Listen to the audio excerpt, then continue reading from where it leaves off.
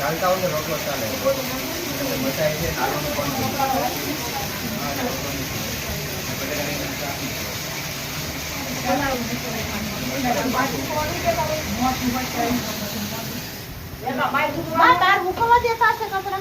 ના ના મૂકી દે પછી તમને મીટિંગ જ નહીં. ના ના હુકવાની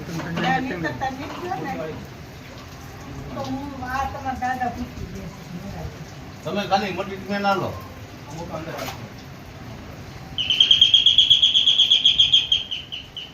મોટા કરવાનું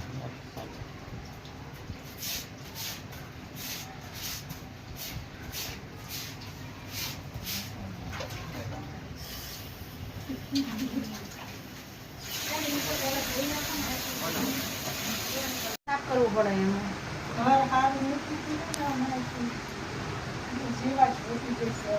અમે બહુ જીવાત છે. ઢાંકણું પાણી ખાલી એ ખાલી ધોઈ નાખ પાણી.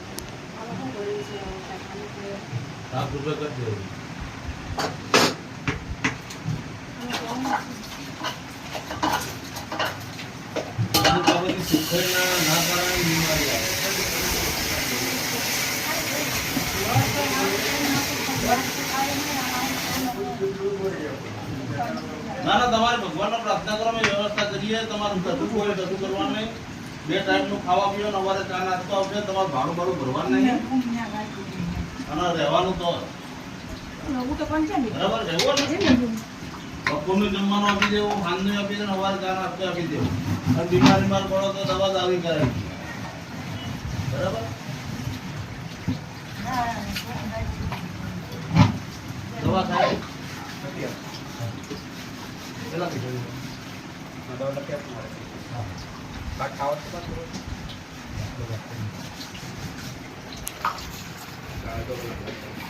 તમારા ધક્કો મેં ખાવો જ પડશે.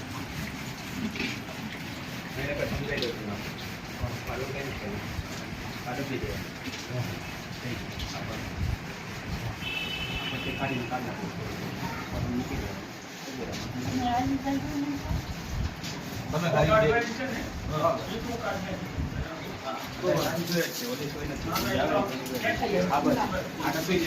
બાજુમાં બાટલો બંધ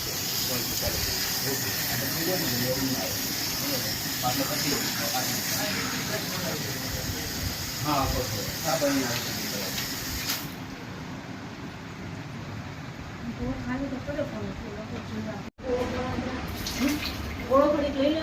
મારું નામ પડતું આવશે ને ગોળ પડશે નીચે મૂકી દો.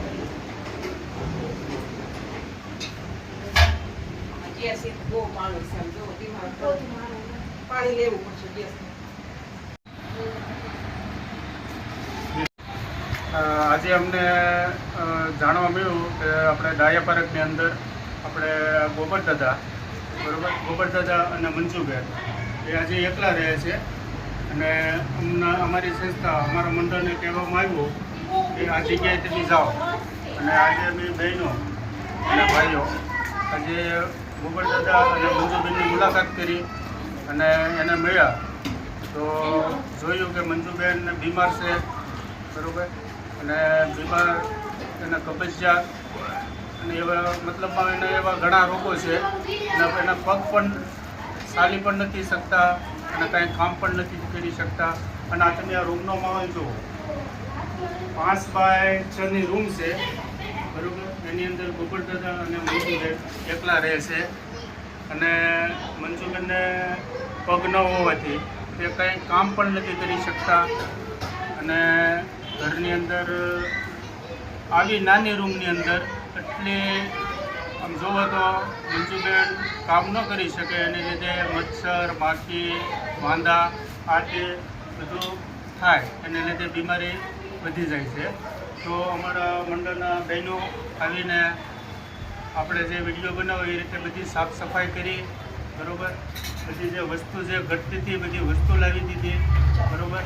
અને મંજુબેનને આપણે અત્યારે ટ્રીટમેન્ટ ચાલુ કરાવી દીધી ડૉક્ટરને ઘરે બોલાવીને એને બોટલ ચડાવી દીધી. ઇન્જેક્શન જે પણ દવાની જરૂર પડી અમારી થતી બધી જ અમે એના મદદ કરી છે. અને આપણે ગોબર દાદા આ વિશે આપણને થોડુંક કહેશે, બરાબર, કે એનું પહેલાં જીવન કેવું હતું, અત્યારે કેવું છે, એના વિશે આપણને ગોબર દાદા વાત કરશે. સીતારામ. હું કામ કરતો 20,000 રૂપિયાનું. મારે 2 વર્ષ આ એક્સિડન્ટ થયું પછી હું કામે જતો બંધ થઈ ગયો. અને મારા ઘરના હાલી હતા, મારે રૂમ ફેરવા એવી સ્થિતિ નથી, કારણ કે આકડી રૂમ છે અને નીચે છે એટલે મેં એને પીડ્યા ગયા. પણ હવે કોઈ વસ્તુનું કામ થતું નથી, આવે જ નથી, મારા છોકરા નથી, કોઈ નથી. 2 જણા એને ઘેર ખાઈ છે.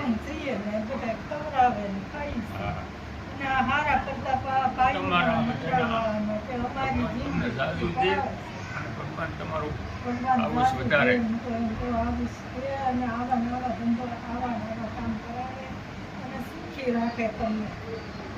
દાદા રોશો નહીં, બધું સારું થશે.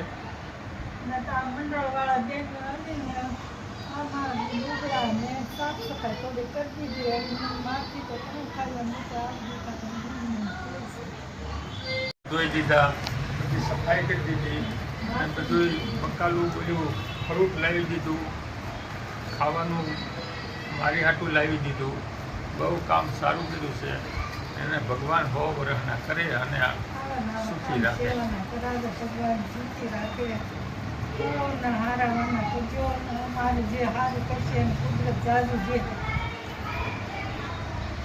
નમસ્કાર મિત્રો, આપણે ગોબર દાદા અને મંજુબાને આપણે વાત સાંભળી, બરાબર, એના માટે. તો અમને જ્યારે આવી રીતની ખબર પડી તો અમારી રીતે આવીને જે પણ મદદ થઈ અમે મદદ કરી. પણ મિત્રો, આવી રીતે જો તમે અમારા સહભાગી બનશો, અમારે મંડળની સાથે તમે જો સહભાગી બનીને મદદ કરશો તો આવી રીતે જે ગોબર દાદા અને મંજુબા જે આ રીતે પોતાની હાલત અને પરિસ્થિતિથી જે પીડાય છે તે આપણે કમસે કમ જેટલી પણ આપણે મદદ કરી શકીએ એ આપણે કરીએ. તો જો તમે અમારી સંસ્થા, અમારા મંડળ દ્વારા થકી જો તમે સહભાગી બનશો તો આવા કોઈ પણ પીડિત લોકો જે નિરાધાર લોકો છે તેના સુધી આપણે પહોંચી શકશું, તેને બનતી મદદ કરી શકશું. હજી મંજુબેનને અને ગોબર દાદાને આપણે ઘણી એવી મદદ કરવાની છે. મંજુબેન ચાલી નથી શકતા તો તેને વ્હીલચેર પણ લઈ દેવાનું છે. એટલે એવું આપણે જોઈને અને ગોબર દાદા આજે બિચારાના બે પ્લેટો નાખવામાં આવી છે એટલે કોઈ જાતનું કોઈ કામ પણ નથી કરી શકતા. એટલે એને આવક મતલબમાં સાવ બંધ થઈ ગઈ છે.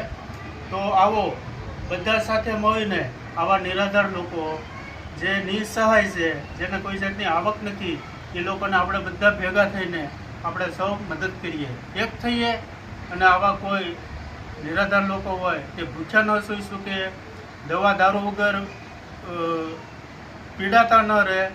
તો આવો સાથે મળીને આપણે સૌ આવું એક નેક કામ કરીએ અને ભગવાનને પ્રાર્થના કરીએ કે આવી અમને શક્તિ આપે કે અમે આ લોકો સુધી પહોંચી શકીએ. દવા દારૂ ખાવા પીવાની જે બનતી કોશિશ જેટલી અમને અમારથી થશે એટલી મદદ કરવી. જય માતાજી.